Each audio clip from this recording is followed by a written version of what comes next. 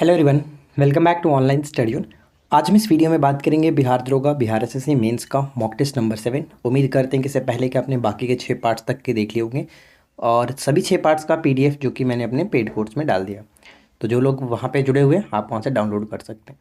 इस वीडियो में आपको 50 इंपॉर्टेंट एमसीक्यू देखने को मिलेगा, तो आप लोग इसको अच्छे तरीके से एंड तक देखिए और बताइए कि कितना आप सही कर पाते हैं। वीडियो के एंड में अपना स्कोर ज़रूर बताया करें। तो चलिए इस वीडियो को शुरू करते हैं। देखिए, फर्स्ट क्वेश्चन कह रहा है कि निम्नलिखित में से किस स्थान पर नवपाषाण स्तर पर गेहूं एवं जौ की खेती के सर्वप्रथम प्रमाण मिले। जौ एवं गेहूं के सर्वप्रथम खेती के जो प्रमाण मिले हैं, सही आंसर बनेगा ऑप्शन सी, मेहरगढ़। मेहरगढ़ ध्यान रखिएगा, मेहरगढ़ कहाँ पे पड़ता है? बलूचिस्तान। बलूचिस्तान ये याद रखना है। सेकेंड क्वेश्चन, निम्नलिखित में से कब विश्व खाद्य दिवस मनाया जाता है? विश्व खाद्य दिवस मनाया जाता है 16 अक्टूबर को। 16 अक्टूबर यहाँ पे राइट आंसर होगा। और अगर हम बात करें यहाँ पे बाकी जो डेट देख रहे हैं, जैसे 24 अक्टूबर तो यूएनओ डे के रूप में मनाते हैं, संयुक्त राष्ट्र दिवस के रूप में। 22 मार्च मैंने आपको बताया था WE, आप याद रखिए। WE याद रखेंगे तो यानी हमें ज़रूरत है किसकी? तो पहला तो वाटर और दूसरा अर्थ। तो W जो देख रहे हैं 22 मार्च से हो जाएगा वाटर विश्व जल दिवस, और 22 अप्रैल जो आप देख रहे हैं 22 अप्रैल वो हो जाएगा पृथ्वी दिवस। तो इन दोनों डेटों में आप कंफ्यूज नहीं होंगे, हमें ज़रूरत है WE याद रखिए, ठीक है। हमें अगर हम बात करें 16 सितंबर, तो 16 सितंबर को प्रत्येक वर्ष मनाया जाता है ओजोन परत संरक्षण दिवस। तो ये चारों के चारों डेट्स काफ़ी इंपॉर्टेंट है, इन्हें आपको याद रखना है। सेकेंड क्वेश्चन क्या है? दीवाने अर्ज नामक जो विभाग है इसकी स्थापना किसने की थी? दीवाने अर्ज नामक विभाग की स्थापना किसने की थी? तो इस प्रश्न का करेक्ट आंसर बनेगा ऑप्शन डी, बलबन। ठीक है, बलबन, जिसको बहाउद्दीन के नाम से भी जाना जाता है। बहाउद्दीन इसका वास्तविक नाम था। जिले इलाही की उपाधि इसने धारण की थी और अपने विद्रोहियों के प्रति कह सकते हैं लौ एवं रक्त की नीति को अपनाया था। अब यहाँ पे हम बात करते हैं फिरोज शाह तुगलक। फिरोज शाह तुगलक ने भी कई जो कि विभागों की स्थापना किया था। जैसे हम लोग याद रखे थे, एक ट्रिक था हमारा खैबा, ठीक है, हमने आपको बताया था खैबर ट्रिक करके। तो दीवाने खैरात, दीवाने इस्तिहाक और दीवाने बदंगान, इन तीनों की स्थापना फिरोज शाह तुगलक ने किया था। अलाउद्दीन खिलजी की अगर हम बात करें तो अलाउद्दीन खिलजी की एक रियासत थी दीवाने मुस्तखराज के नाम से हम इसको जानते हैं। और मोहम्मद बिन तुगलक की बात करें तो दीवाने कोही नामक एक कृषि विभाग की स्थापना मोहम्मद बिन तुगलक ने की थी। तो इन सभी डेटों को इन सभी चीज़ों को आपको याद रखना है। नेक्स्ट क्वेश्चन है कि पापीकोंदा नेशनल पार्क निम्नलिखित में से किस राज्य में स्थित है? पापीकोंदा नेशनल पार्क का संबंध हो जाता है ऑप्शन डी से, आंध्र प्रदेश। आंध्र प्रदेश करेक्ट होगा।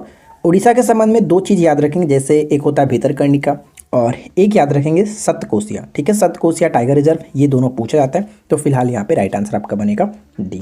अगला क्वेश्चन, योम कीपर युद्ध जो है किस वर्ष लड़ा गया था? योम कीपर युद्ध किस वर्ष में लड़ा गया था? ये जो युद्ध हुआ था इजराइल और मिस्र और साथ ही साथ सीरिया के बीच लड़ा गया था। कब? तो करेक्ट आंसर हो जाएगा option C, 1973। 1973 C will be right answer. अगला प्रश्न, सिटी ऑफ रैट्स के नाम से किसे जाना जाता है? सिटी ऑफ रैट्स के नाम से किसे जानते हैं? Option B, Mexico City. Mexico City, option B को टिक करेंगे। देखिए, ग्लासगो को कई नामों से जाना गया है। ग्लासगो को जैसे फैशन टाउन के नाम से जानते हैं। ध्यान रखिएगा, ग्लासगो को कई नामों से जाना जाता है। जैसे मैं आपको बता दूं कि मैजिक सिटी के नाम से, फ्लैश टाउन के नाम से, गोल्डन रॉक के नाम से जाना जाता है ग्लासगो को। इन दोनों को याद रखेंगे। आगे बढ़ते हैं। अगला क्वेश्चन की दूसरी पंचवर्षीय योजना की रूपरेखा किसने तैयार की थी? दूसरी पंचवर्षीय योजना का जो समय था वो कब से कब था? 56 से लेकर के 61 तक। ठीक है, 1956 से 1961 तक। और यहाँ पे अगर हम बात करें कि ये पंचवर्षीय योजना का संबंध की रूपरेखा किससे संबंध था, तो PC महालनोबिस से संबंध रखता था। सी विल बी राइट आंसर। जो पहला था, यानी कि जो पहला पंचवर्षीय योजना था वो हेराल्ड डोमर मॉडल पर आधारित था। PC महालनोबिस की बात की तो इनकी जयंती के उपलक्ष्य में प्रत्येक वर्ष 29 जून को राष्ट्रीय सांख्यिकी दिवस मनाया जाता है। इनका जन्म हुआ कब था? तो 29 जून 1800, ध्यान रखिएगा 1893। ठीक है, इनका जन्म हुआ था PC महालनोबिस जी का। चलिए आगे बढ़ते हैं। अगला क्वेश्चन है कि भारत के आर्थिक सुधार का जनक किसे माना जाता है? भारत के आर्थिक सुधार का जनक किसे माना जाता है? इस प्रश्न का correct answer option C, Manmohan Singh. ठीक है, मनमोहन सिंह, ये ध्यान रहेगा। तो मैं आपको बता दूं कि जो 1991 में उदार औद्योगिकरण नीति जो लागू की गई थी, वो उस वक्त ये वित्त मंत्री थे और PV जो नरसिम्हा राव थे ये उस वक्त प्रधानमंत्री थे। तो ये आपको याद रखना है। ठीक है फ्रेंड्स, चलिए अगला क्वेश्चन, निम्नलिखित में से किस राज्य के वनों के अंतर्गत क्षेत्रफल का प्रतिशत सबसे अधिक है। ध्यान रखिएगा, क्षेत्रफल का प्रतिशत सबसे अधिक है, क्वेश्चंस में पूछा जा रहा है। तो इस प्रश्न का करेक्ट आंसर किसे टिक करेंगे?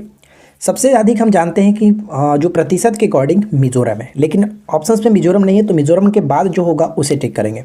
तो ट्रिक हमारा क्या था? रामचल मेघालय, रामचल मेघालय हमने ट्रिक याद रखा था प्रतिशत के लिए। तो राम का मतलब मिजोरम, रम यानी राम, लेकिन मिजोरम नहीं है। उसके बाद चल, चल का मतलब अरुणाचल, ये हो गया राइट आंसर ऑप्शन डी। ठीक है, डी को टिक करेंगे।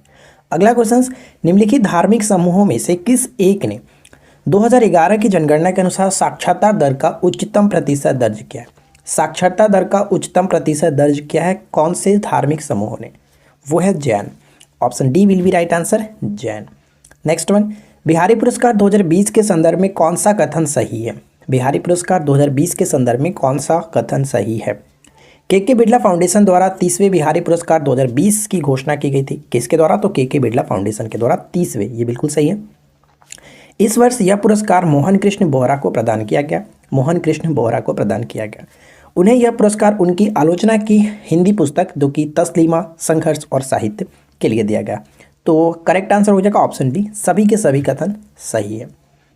नेक्स्ट वन है कि किसी राज्य में विधान परिषद की स्थापना और समाप्ति का प्रावधान है? संविधान के किस अनुच्छेद के अंतर्गत? विधान परिषद, ध्यान रखिएगा परिषद की बात की जा रही है। तो विधान परिषद की स्थापना या फिर उसके समाप्ति का जो प्रावधान है वो 169 के अंतर्गत आता है, 169। जबकि विधानसभा की बात करें, विधानसभा 170 के अंतर्गत आता है, ये आपको याद रखना है। अगला क्वेश्चन, निम्नलिखित में से कौन सा मिलान सही है? तो बताइए कि कौन सा मिलान सही तरीके से किया गया?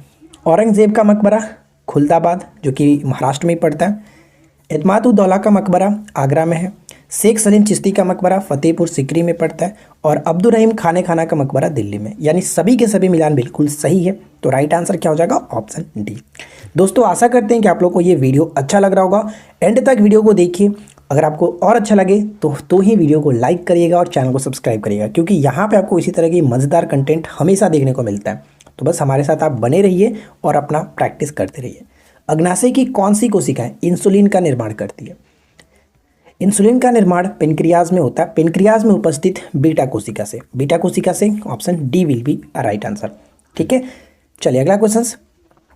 नेक्स्ट वन है कि निम्नलिखित में से कौन सी मिट्टी नदियों द्वारा जमा की जाती है? कौन सी मिट्टी नदियों द्वारा जमा की जाती है? तो यहाँ पे राइट आंसर बनेगा ऑप्शन सी, जलोढ़ मिट्टी। हमारे भारत में अगर हम बात करें, भारत में सबसे अधिक क्षेत्रफल पे जो पाई जाने वाली मिट्टी है वो जलोढ़ मिट्टी है। इसे डोमट मिट्टी के नाम से भी जानते हैं, एलुवियम सॉइल के नाम से भी इंग्लिश इसका वर्ड होता है, एलुमिनियम सॉइल, जलोढ़क मिट्टी। तो ये आपको याद रखना है, C will be correct answer. Next question क्या बनता है? निम्नलिखित में से कौन मेघालय के पठार का भाग नहीं है? कौन मेघालय के पठार का भाग नहीं है? तो करेक्ट आंसर क्या होगा? भुवन हिल्स। भुवन जो हिल्स है, भुवन हिल्स, ये इसके अंतर्गत नहीं आता है। ये पड़ता है आपका असम में ही पड़ता है।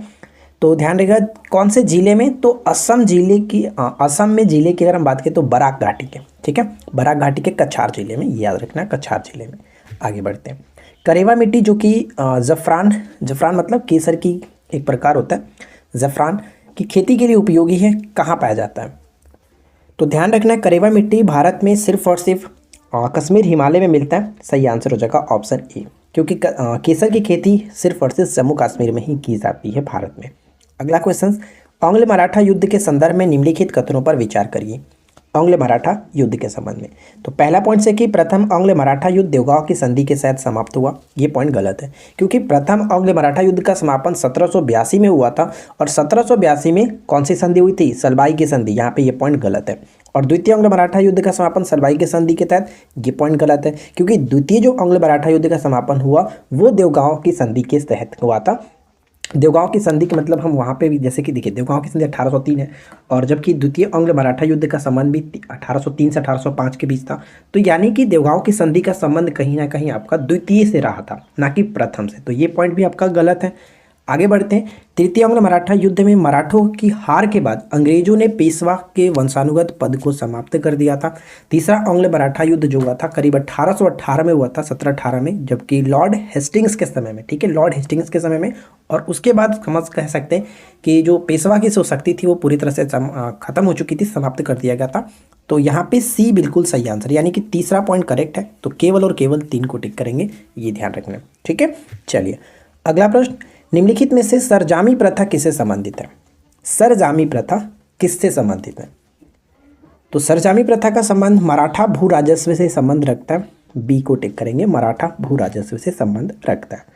कौन सा अंग्रेज अधिकारी 1615 में जहांगीर से मिलकर मुगल साम्राज्य के सभी भागों में व्यापार करने और फैक्ट्रियां खोलने का अधिकार देने वाला एक शाही फरमान जारी करने में सफल रहा था? वो कौन था? Sir Thomas Roe. Sir Thomas Roe, option B बिल्कुल करेक्ट आंसर होगा, sir Thomas Roe. Next one है कि निम्नलिखित कथनों पर विचार करिए। यहाँ पे देखिए 2 पॉइंट्स दिया गया। नेक्स्ट पहला पॉइंट है कि पुरुषों में जो वृषण और स्त्रियों में अंडाशय प्राथमिक लैंगिक अंग होते हैं, बिल्कुल सही है। सेकेंड पॉइंट कि शुक्राणु के साथ एक अंडाणु के संलयन की प्रक्रिया को निषेचन यानी कि फर्टिलाइजेशन कहते हैं, तो ये भी बिल्कुल सही है। दोनों के दोनों पॉइंट्स बिल्कुल सही होने की ऑप्शन सी करेक्ट आंसर होगा। ये क्वेश्चन आपका एनसीईआरटी से लिया गया, यानी कुछ क्वेश्चन आपको यहाँ पे एनसीईआरटी से देखने को मिलेगा, जो कि एग्जाम्स में भी आजकल यही हो रहा है। तो हम लोग पूरी कोशिश करेंगे कि ज़्यादा से ज़्यादा एनसीईआरटी को कवर करें। ठीक है, नेक्स्ट क्वेश्चन है कि तेल नदी निम्नलिखित में से किस नदी की सहायक नदी है? तेल नदी, तेल नदी का संबंध हो जाएगा किससे? C will be correct answer, Mahanadi से। ठीक है, महानदी बिल्कुल सही आंसर होगा। अब बात करें महानदी का उद्गम कहाँ से होता है, तो महानदी का उद्गम कह सकते हैं कि रायपुर के समीप सिहावा पर्वत से होता है, सिहावा नामक पहाड़ी या फिर पर्वत से होता है, ये याद रखना है। इसे हम लोग प्राचीन काल में अलग नामों से भी जानते थे, जिसको हम लोग चित्रोत्पला के नाम से जानते थे, ये याद रखिएगा। अगला प्रश्न है कि यदि रिजर्व बैंक द्वारा नगद आरक्षण अनुपात कम कर दिया जाता है तो इसका साख सृजन पर क्या प्रभाव पड़ेगा? इसके साख सृजन पर क्या प्रभाव पड़ेगा? तो वो बढ़ाएगा। ठीक है, वो बढ़ जाएगा, यानी सही आंसर है ऑप्शन ए। वह अर्थशास्त्री जिसने पहली बार वैज्ञानिक रूप से भारत में राष्ट्रीय आय का निर्धारण किया। ध्यान रखिएगा, यहाँ पे एक वर्ड है वैज्ञानिक रूप से। सबसे पहले राष्ट्रीय आय का निर्धारण तो दादा भाई नौरोजी ने किया था, लेकिन वैज्ञानिक पद्धति से वैज्ञानिक रूप से VKRV राव ने किया था। तो यहाँ पे सही आंसर ऑप्शन बी। कंफ्यूज नहीं होना है, क्योंकि यहाँ पे गलती होने की चांसेस ज़्यादा है। नेक्स्ट वन, 2011 की जनगणना के अनुसार भारत की कुल जनसंख्या में शहरी जनसंख्या का प्रतिशत कितना है? ध्यान रखेंगे, शहरी जनसंख्या का प्रतिशत आपसे पूछा जा रहा है। फिलहाल यहाँ पे ऑप्शंस के अकॉर्डिंग अगर हम देखें तो बिना सोचे समझे टिक कर सकते 31%। ठीक है, क्योंकि लगभग 31.2% होता है शहरी, और मैंने आपको अपने नोट्स में बताया था 68.8% होता है आपका ये जो कि ग्रामीण जनसंख्या प्रतिशत। तो दोनों को याद रखेंगे, क्योंकि दोनों में से कुछ भी पूछे जाने की चांसेस रहता है। EPCG का पूर्ण रूप क्या है? EPCG का पूर्ण रूप क्या है? ध्यान रखिएगा फ्रेंड्स, प्री या फिर मेंस दोनों में से आपका ये सिलेबस में होता है कि एक फुल फॉर्म डेफिनेटली देता है, फुल फॉर्म पूछे जाने की चांसेस रहता है। और फुल फॉर्म में अगर हम ध्यान रखें तो आपको ये याद रखना है कि 3 से 4 वर्ड वाले ही देखने को मिलता है। जैसे कि यहाँ पे EPCG जो है वो 4 लेटर वाला है, इसी तरह से देखने को मिलेगा ज़्यादातर, या फिर 3 लेटर। ये 2 आपको याद रखना, ज़्यादातर कोशिश करना है जो इंपॉर्टेंट हो, जो चर्चा में रहता है उस तरह से याद रखिए। तो EPCG का पूर्ण रूप होता है एक्सपोर्ट प्रमोशन कैपिटल गुड्स, यानी सी यहाँ पे बिल्कुल सही आंसर बनेगा। अगला क्वेश्चन कि अबिसिनिया का पठार निम्नलिखित में से किस देश में स्थित है? तो हाल ही में हमने लूसेंट जो सब्जेक्टिव हमारा चल रहा है उसमें हम लोगों ने पठार को कवर किया था, और मैंने आपको वहाँ पे बताया था कि अबिसिनिया का जो पठार है इथोपिया और सोमालिया में विस्तृत है। तो यहाँ पे फिलहाल करेक्ट आंसर क्या हो जाएगा? Ethiopia, option A. अंग्रेजों और फ्रांसीसियों के बीच लड़े गए युद्ध को किस नाम से जाना जाता है? अंग्रेजों और फ्रांसीसियों के बीच लड़े गए युद्ध को किस नाम से जाना जाता है? तो इस प्रश्न का राइट आंसर बनेगा ऑप्शन बी, कर्नाटक युद्ध। कर्नाटक युद्ध। एक चीज़ ध्यान रखिएगा फ्रेंड्स, जो आपके एग्जाम्स का जो पैटर्न है, यानी कि जो 75 करीब हम लेकर के चलते हैं कि जीके जीएस पूछा जाएगा, तो इसमें हम लोग ज़्यादातर क्वेश्चंस जो रहने की चांसेस होती है वो लूसेंट बुक से रहता है। क्योंकि बिहार के चाहे कोई भी आप एग्ज़ाम्स देख लो, अब मैं बिहार पुलिस की बात नहीं करूँगा, और जो एग्ज़ाम्स हो गया जिसको पैटर्न छेड़छाड़ किया गया था उसको हम लोग साइड में रख करके अगर हम जेन्यून बात करें कि जेन्यून पैटर्न क्या होता है, तो उसमें हम देखें तो आपका मोस्टली जो क्वेश्चंस होगा वो लूसेंट से कवर हो जाएगा। तो हम लोग इसीलिए लूसेंट बुक को लेकर के चल रहे हैं, जिसको होमवर्क पे मैं आपको रात को देता हूँ, आपको पढ़ के आना होता है और उसके नेक्स्ट डे आपको देखने को मिलता है वीडियो MCQ। तो आप उसको कवर करते चलिए, और हम पूरे सेट में कोशिश करेंगे कि लूसेंट से क्वेश्चंस को भी इंक्लूड करें। और जैसे कि मैंने इस वीडियो में किया है, पीछे के 2 वीडियो मैंने आपको दिया उसमें भी मैंने किया है। ठीक है। तो लूसेंट बुक को भी कवर करना है, साथ साथ एनसीईआरटी को भी लेकर के चलना है, और कुछ एक्स्ट्रा जो क्वेश्चंस होते हैं, जैसे कि मैंने आपको ऊपर में क्वेश्चन एक बताया था, जो युद्ध था योम कीपर युद्ध, उसको याद रखिएगा। जैसे कि वो आपका इधर उधर कहीं देखने को नहीं मिलता है, तो वो कुछ कुछ क्वेश्चन ऐसे होते हैं जो एग्जाम्स में आपको प्रैक्टिस करते करते कहीं कहीं से इकट्ठा करने पर मिलता है। अब कहोगे कि कोई एक बुक पढ़ लेंगे वहाँ से सभी क्वेश्चंस मिल जाए, तो ऐसा नहीं होता है। आपको प्रैक्टिस करना रहता है, इधर उधर सर्च करते रहना है, क्योंकि जीके कहीं से भी मिले आप उसको बस पढ़ते चलिए, ठीक है। तो आई होप कि समझ चुके होंगे मैं क्या कहना चाह रहा हूँ। देखिए, हर तरह से आपको गाइड किया जाएगा अगर आप हमारे साथ बने रहेंगे तब। चलिए, इस प्रश्न का राइट आंसर क्या होगा? कर्नाटक युद्ध। तो कर्नाटक युद्ध के बारे में आपको बहुत चीज़ें पता होगी, बहुत सारी बार बताई गई है। नेक्स्ट वन क्या है कि निम्नलिखित में से किस सिख गुरु को मुगल सम्राट अकबर ने 500 बीघा ज़मीन दिया था? किस सिख गुरु को? और वो सिख गुरु कौन थे? तो रामदास। रामदास होंगे, ऑप्शन बी बिल्कुल सही आंसर होगा। अगर रामदास की बात करें तो ये कौन से नंबर के गुरु थे? तो रामदास जी चौथे गुरु थे। कैसे याद रखा था हमने? राम, यानी कि रामायण में 4 भाइयों में से एक थे राम, 4, ठीक है। और अर्जुन कौन से गुरु थे? तो ये 5, क्योंकि 5 पांडवों में से अर्जुन एक थे। तो इस तरह से आप याद रखेंगे। गुरु गोविंद सिंह की बात करें तो ये अंतिम गुरु थे, और गुरु हरकिशन की बात करें 8वें गुरु से, ये याद रखना, ठीक है। चलिए आगे बढ़ते हैं। अगला प्रश्न बनता है कि हर्षेल समिति का गठन कब किया गया था? हर्षेल समिति का गठन कब किया गया था? हर्षेल समिति का गठन जो है वो टकसाल संबंधी सुझाव पर विचार करने के उद्देश्य से 1893 में गठन किया गया था। राइट आंसर हो जाएगा ऑप्शन बी, ठीक है। अगला क्वेश्चन, प्राकृतिक रूप से पाई जाने वाली ग्रीन हाउस गैस जो सर्वाधिक ग्रीन हाउस इफेक्ट करती है वो कौन सा होगा? सर्वाधिक ग्रीन हाउस गैस को इफेक्ट करती है वो कौन सा है? तो अगर आपने यहाँ पे ऑप्शन डी को टिक किया है तो आपने गलती की है, क्योंकि अकॉर्डिंग टू ऑप्शंस हम यहाँ पे देखें तो जलवाष्प भी है, वाटर वेपर सबसे ज़्यादा होगा। अगर ऑप्शंस में जलवाष्प ना हो उस कंडीशन में हमें कार्बन डाइऑक्साइड को टिक करना होगा। तो फिलहाल यहाँ पे सही आंसर हमारा बनेगा ऑप्शन बी, जलवाष्प, ठीक है। नेक्स्ट वन, महासागरीय जल की लवणता गहराई के साथ क्या होती है? महासागरीय जल की जो लवणता होती है वह गहराई के साथ क्या होता है? तो गहराई के साथ बढ़ती जाती है। ऑप्शन ए बिल्कुल सही आंसर होगा।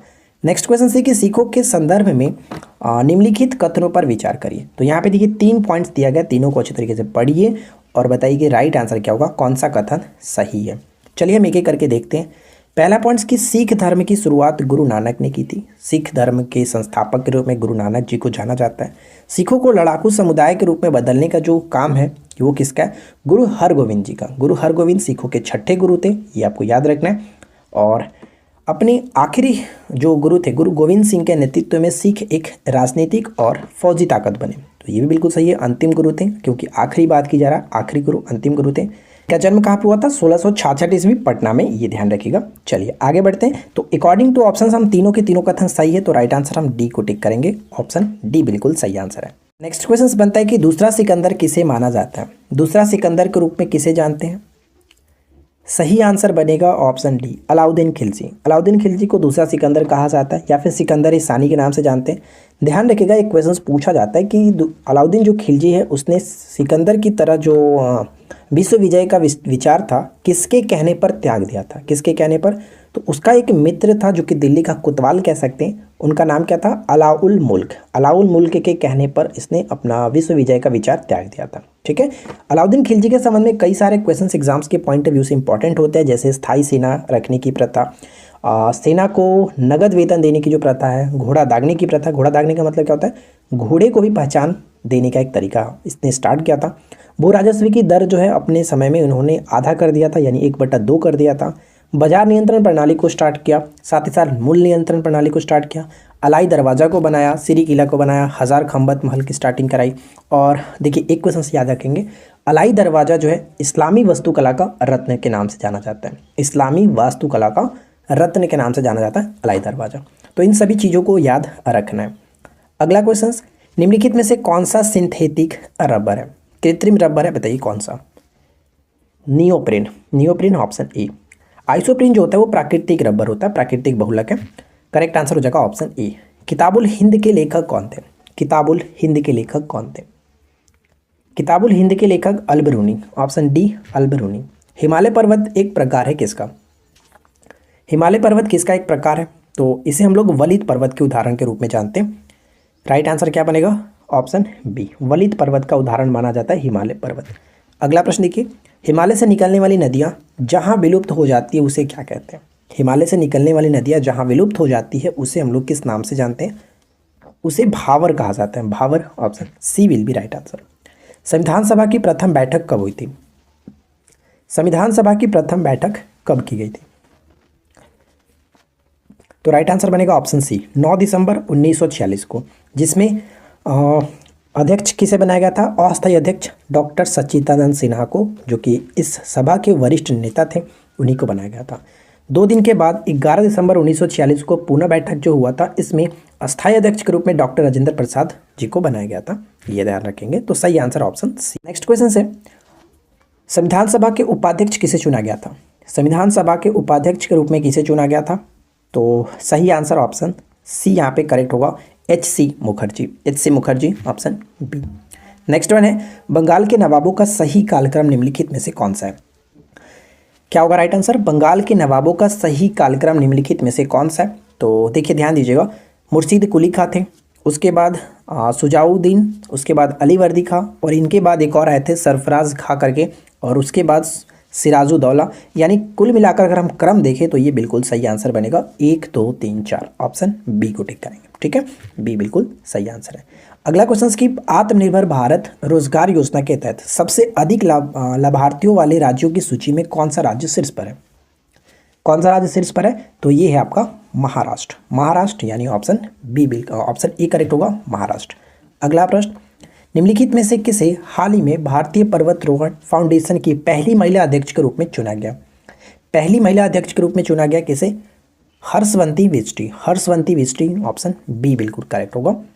अगला प्रश्न देखिए, वित्त आयोग के निम्न शामिल होते हैं। वित्त आयोग में कौन कौन शामिल होते हैं? जैसे वित्त आयोग एक संवैधानिक निकाय है जिसका गठन 280 अनुच्छेद के तहत प्रत्येक 5 वर्ष पर राष्ट्रपति के द्वारा किया जाता है, और इसमें जो होते हैं एक अध्यक्ष होते हैं और इसके साथ ही साथ 4 अन्य सदस्य होते हैं, यानी एक अध्यक्ष और 4 अन्य सदस्य होते हैं। तो बी को टिक करेंगे, ऑप्शन बी करेक्ट आंसर है। ठीक है, नेक्स्ट क्वेश्चन देखिए, भारत के कुछ क्षेत्रों में लोग जमीन के अंदर गड्ढों में रहते थे, इस बात का संकेत खुदाई से निम्नलिखित में से मिलता है। कहाँ के खुदाई से मिला है?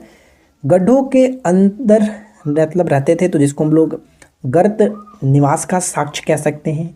जैसे कि आपको मैंने बताया था बुर्ज होम, बुर्ज होम मैंने आपको नोट्स में भी बहुत अच्छे तरीके से लिखा है। प्राचीन काल के जो भी प्रमुख स्थल थे उस टॉपिक को आप पढ़ेंगे तो वहाँ पे आपको सारी चीज़ें मिल जाएगी। तो बुर्ज होम में आपने देखा था कि गर्त निवास के साक्ष्य मिले हैं, जो कि कश्मीर में पड़ता है, यानी सही आंसर ऑप्शन बी। भारतीय मसाला बोर्ड का मुख्यालय कहाँ स्थित है? भारतीय मसाला बोर्ड का मुख्यालय कहाँ स्थित है? D will be right answer, Kochi. ठीक है, कोच्चि। निम्नलिखित में से कौन सी जनजाति उत्तरी अमेरिका में पाई जाती है? उत्तरी अमेरिका में पाई जाती है कौन सी जनजाति? इनुइट कह सकते हैं, इनुइट। ठीक है, इनुइट, ऑप्शन बी बिल्कुल सही आंसर होगा। इनुइट जो है इसे आपको याद रखना है, जैसे कि ये ग्रीनलैंड, कनाडा, यूएसए, रूस के कुछ उत्तरी जो भाग है उसमें भी पाया जाता है, बर्फीले आर्कटिक जो इलाके हैं उसमें भी। तो इनुइट कहते हैं, इनुइट जो जनजाति है फिलहाल हम उत्तरी अमेरिका में टिक कर सकते हैं। निम्नलिखित में से किस राज्य की पुलिस को हाल ही में प्रेसिडेंट कलर पुरस्कार से सम्मानित किया गया? प्रेसिडेंट कलर पुरस्कार से सम्मानित किया गया किस राज्य की पुलिस को? तो यहाँ पे हमारा करेक्ट आंसर बन जाएगा ऑप्शन डी, यानी कि हिमाचल प्रदेश। ठीक है, Himachal Pradesh, option D. Next one है कि सुजीनी कढ़ाई किस राज्य से संबंधित है? सुजीनी जो कढ़ाई है, कढ़ाई किस राज्य से संबंधित है? इसका संबंध बिहार से, डी को टिक करेंगे, बिहार से। तो दोस्तों उम्मीद करते हैं कि अब तक आपको वीडियो पसंद आ चुकी होगी, या फिर वीडियो अगर आपको पसंद नहीं आई तो क्या पसंद नहीं है आप नीचे कमेंट करके बता सकते हैं, ताकि हम नेक्स्ट वीडियो में सुधार करके आपको पसंद दिलाएं। ठीक है, तो अगर आपको अच्छा लगे तो वीडियो को लाइक ज़रूर कर दीजिएगा, साथ ही साथ चैनल को सब्सक्राइब कर लीजिए, और इस वीडियो को अपने दोस्तों के साथ, कम से कम 5 दोस्तों के साथ तो शेयर ज़रूर किया करें, ग्रुप में शेयर किया करें, ताकि ज़्यादा से ज़्यादा स्टूडेंट्स हमारे साथ जुड़ सके। देखिए नेक्स्ट क्वेश्चन की, जब प्रकाश सघन माध्यम से विरल माध्यम में प्रवेश करती है तो उसकी गति पर क्या प्रभाव पड़ता है? सबसे पहले समझ लेते हैं कि सघन माध्यम और विरल माध्यम क्या होता है, जिसको एक डेंसर मीडियम कहते हैं और एक आपका रेयर मीडियम होता है। देखिए सघन माध्यम, हम जैसे कि अगर 2 माध्यम की बात करें तो सघन, और जैसे सघन में हम ले लेते हैं कांच, और आपका विरल माध्यम की अगर हम बात करें तो विरल माध्यम में हम ले लेते हैं चलो हवा ले लेते हैं, विरल माध्यम में हवा। देखिए कोई भी मीडियम हो सकता है, दोनों के तुलना में जो ज़्यादा डेंसर रहेगा, जो ज़्यादा सघन रहेगा वो आपका सघन होगा, और जो कम रहेगा वो आपका विरल माध्यम होगा। तो जाहिर सी बात है, अगर सघन माध्यम से विरल माध्यम में अगर हम कांच से हवा में प्रवेश करते हैं कोई भी प्रकाश, जैसे अगर इस तरह से समझिए कि अगर ऊपर का आपका जो विरल माध्यम है, या फिर चलो ऊपर में हम सघन ले लेते हैं, इस तरह से समझते हैं। ऊपर क्या अगर आपका सघन है, तो सघन से अगर प्रकाश विरल माध्यम में जाता है तो पहले तो आपका ये डेंसर मीडियम है, तो यहाँ पे प्रकाश धीमा होगा, लेकिन जैसे ही ये हवा में गुजरता है तो अब वहाँ पे क्या होगा, इसका रफ्तार थोड़ा सा बढ़ जाएगा, क्योंकि अब ये पहले सघन माध्यम में था, अब यहाँ पे जो मीडियम है वो थोड़ा सा कम हो गया, कम घना हो गया, तो सघन कह सकते हैं ना, जो विरल हो गया। तो इसमें आपका तेज़ी से होगा, यानी कि स्पीड उसका बढ़ जाता है। राइट आंसर हो जाएगा ऑप्शन ए। आशा करते हैं कि बात आप समझे होंगे। तो दोस्तों बस आज की इस वीडियो में इतना ही, मिलते हैं नेक्स्ट क्लास में। Thanks for watching, keep learning, have a good day.